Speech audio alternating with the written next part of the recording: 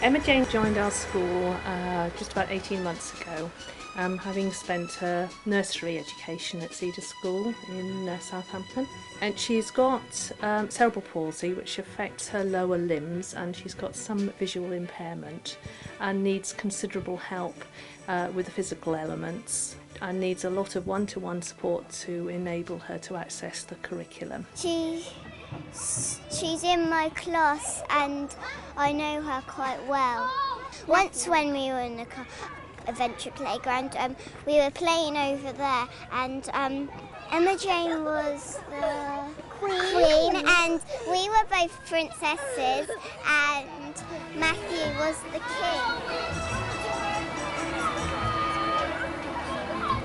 There were some initial problems when Emma Jane arrived at school, because although we'd actually visited Emma Jane at Cedar School, I think we were unaware really of the level of resources we would need to ensure that she could access the curriculum and meet her physical needs.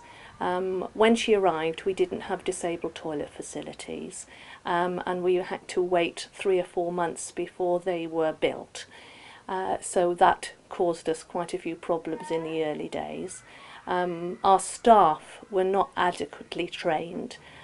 We didn't have a specialist member of staff trained in order to initially sort of meet the needs in terms of carrying out physiotherapist programs and toileting programs, and just managing lifting and handling procedures.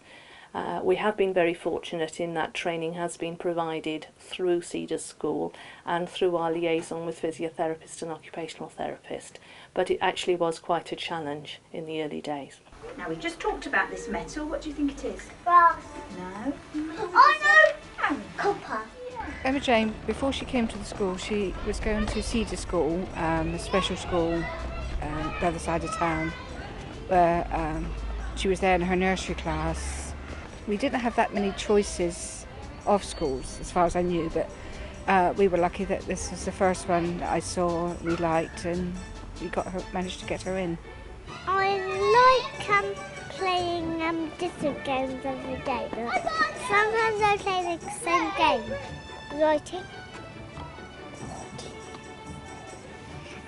walking, because when I first came in the school I couldn't do it, and then when I practiced it was easy.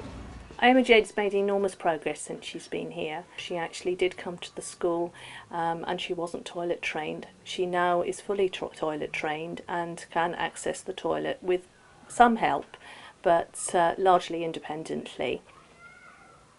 She is a very sociable child, very happy, mixes very well with the other children, and apart from her physical disabilities you wouldn't actually notice that she was any different from any of the other children. I like it because it's got things that I like doing, and it's got loads of things that you can do. I like it because it's nice. Emma Jane's got another 18 months with us, and her needs are constantly changing. We need to be aware that she will continue to provide a challenge for us and any school that she would be moving to. We've learnt an enormous amount from having Emma Jane with us. It has been a challenge, but we now feel we're really well equipped to deal with any disability we feel.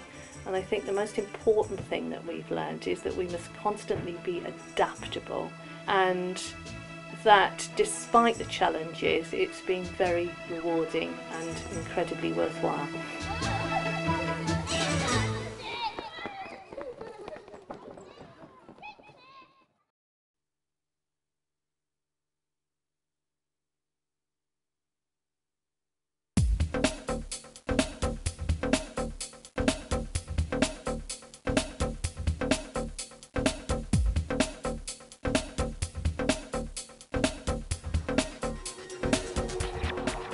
I don't have many friends, but I just come in, do my subjects and leave again. I hit 2 teachers with my rucksack in year 8. I was out for over 12 months.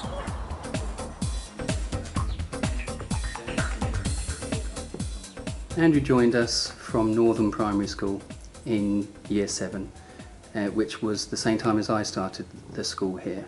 But he was a very tense young man, and we soon discovered that all sorts of triggers, very minor triggers, would trigger Andrew into having quite bizarre behaviour patterns. For example, if Andrew was writing down a piece of work and it was cleared from the board before he was finished, he may well shout out, throw his chair back, hide under the table, or worse still, very frequently run out of the classroom, lock himself into a toilet somewhere. Do you remember the time when I asked us to do a role play? Yeah, that was about a week ago. Yeah? Who can remind me what it is we were doing when we did that role play, Andrew? We were acting out the time when we got angry and the time and something that we could have done to prevent it. Is Andrew right, Tanaka? Yeah. He is, isn't he? Excellent. We remembered a time when we had got angry and we acted out what had happened and how we handled it. When the group is full, there are 8 individuals in the group. Now, at some time or another, they have all faced some long-term exclusion for outbursts of anger that have led to physical aggression. Would that calm you down straight away, though? No. No. Is there anything you can think of that might give you a little moment in time to calm yourself down before you reacted to something? Someone like to talk to. If you've got someone with you, a friend, you could turn and talk to them. Instead of thinking about the actual problem, you could distract yourself, couldn't you? When I first started with Andrew, most of our work mainly was in the library. He was a very tense young lad, didn't go into lessons, didn't feel ready to go in lessons, wasn't able to go into lessons. So we come into the library, had to build a relationship up with him really, and get him to talk and feel happy about being in here. Life is very good. It's just general being in here that makes me happy. As a result of the behaviour we were talking about earlier, unfortunately Andrew had a long-term exclusion. But when he came back from that, we started off with right from scratch really. And what the group there did with him was give him myself, someone that who had taken the time, get to know him, talk about his whole life really. And that's happened because of if you like, that special environment that we can have in the group, where we can talk through our issues, get to know each other much better, and then trust each other.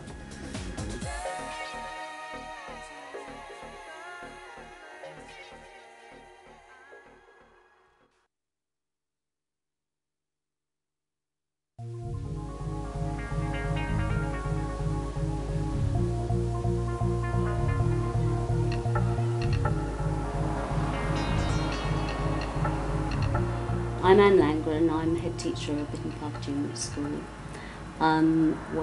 which is a junior school with 360 children in it, ranging from ages 7 to 11. And amongst those children is a boy called Jack. We liaise very closely with our infant schools, so when children are due to come into the school, we know about all of their needs, whatever they are. And when we talked to the infant school about Jack, we recognised that we would have to do quite a lot in terms of transition. Jack moved up from the infant school in September, and it's now April. Jack is possibly somewhere on the autism spectrum, though it's not clear where. One of the things that Jack finds difficult is the change and transition, and his entry into the junior school went very, very well with the support of the infants, the juniors, and his class teacher here. And I think the school is very supportive, and the buddy system is one way in which the school has supported him and helped Jack cope with the new environment, and particularly in the playground. Well, we help them in the playground. If they're in trouble, we try to stop them from doing something. I think it's working really well because it's helping him. It only started last year, but I think we would all prefer to have had a buddy in year 3 because it helps you get familiarised with the school. Buddy system really helps me out sometimes. My buddies, well, they're really nice to me and they help me out a lot. The place that you need buddies the most is outside in the playground, Because big kids usually bully small kids like they do to me. Let's go back to the buddy system, shall we? My teacher helped organise it. His name's Mr. Walker. I promised him that I'd tell you that. Because he wanted to be on telly. In the classroom, I think that Jack, because he has become used to the systems within the school, and the buddy system is obviously one of those systems, he has learnt to manage within the classroom. He settles much more quickly, and he is making progress academically at a much faster rate than we thought he would. I am a poem. I was famous. People loved me once. I had a wonderful time being a poem. Mr. Orm wrote me. People clapped and cheered when people read me. People loved me when they heard me. But now, people have moved on to read love poems. I am an unwanted piece of paper lying on the ground in an alleyway. Soon a poet will pick me up.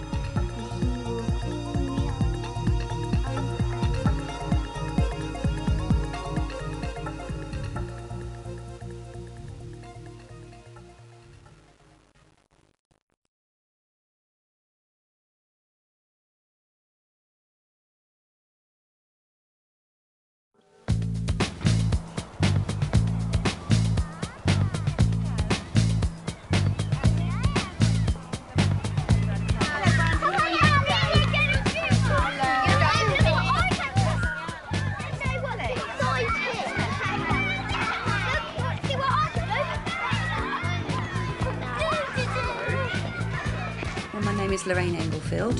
I'm an ELSA at Hightown Primary School, which is an emotional literacy support assistant. I try to give them the skills that they need to have to do well in today's society. And a lot of the children that we have at school don't have those skills. B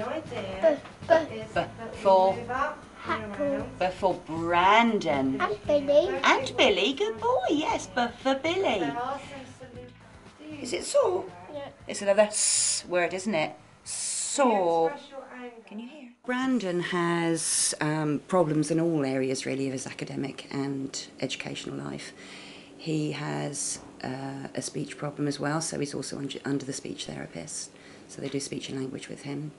We do a lot of work with his emotions as well. He finds it hard to control his moods, his temper, things like that. He'll blow, he'll go off and be really angry.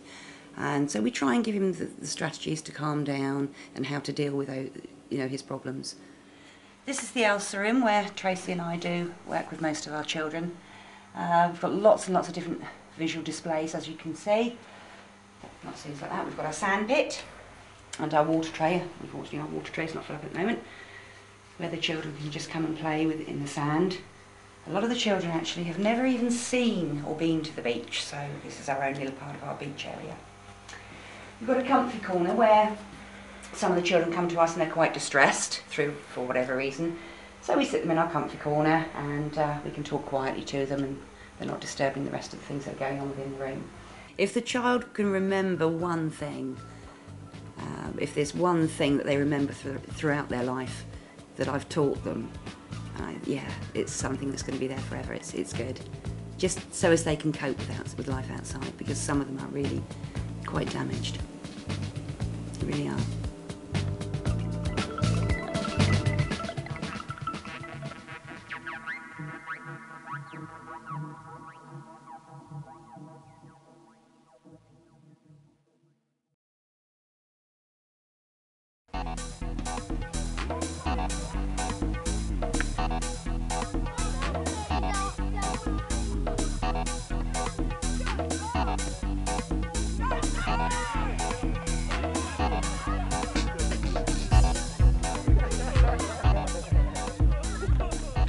The plane moves slowly along linking, is it? Roads called taxiways to the start of the runway. We were approached by the LEA about a youngster called Mariwan who came with quite a difficult background in the sense that he'd come from Iraq. He's a refugee, he was blind, severely visually impaired, and of course that raised a lot of concerns for the staff in terms of how we were going to cater for really quite challenging needs that we'd not met before as a school. We got lots of support from external agencies such as social services, such as advisory teachers, who gave us advice and guidance on how to meet Mariwan's needs. I think the other telling thing has been actually how well the staff have worked to make sure that Mariwan can access the curriculum as fully as he can, and the really positive reaction of the pupils in the school who've been really eager to support Mariwan and to actually make sure that he feels socially a member of the school community. Always help Mariwan down the steps and that, and I help him to lessons. I really do get along with Mariwan. He's a really good friend. I find it easy to talk to him. I began working with Mariwan last year when I was in a social services role as a rehabilitation officer.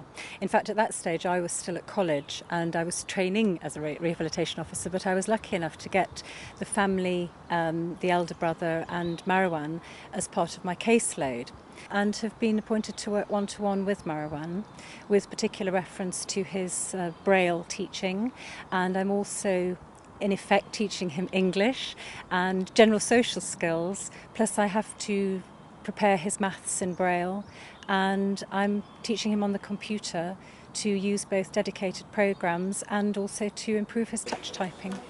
Good. Good, well done. Our dog barks at cats. I'm definitely, I go to university, I just carry on with my best in school. And after that, I might leave in school this year, and I think I went to college for, well, I go to college for 4 years, and after that, maybe I'm going to university, I think. Oxford University. I think as a school community, I think it's been a really positive experience of how a challenge can be met that initially we thought was a major concern. Yet we have coped with it, we've managed them effectively, Mariwan's done well, and his future looks a lot brighter now than it perhaps did a year ago. And I think that, you know, the school and the staff can rightly be very proud of that.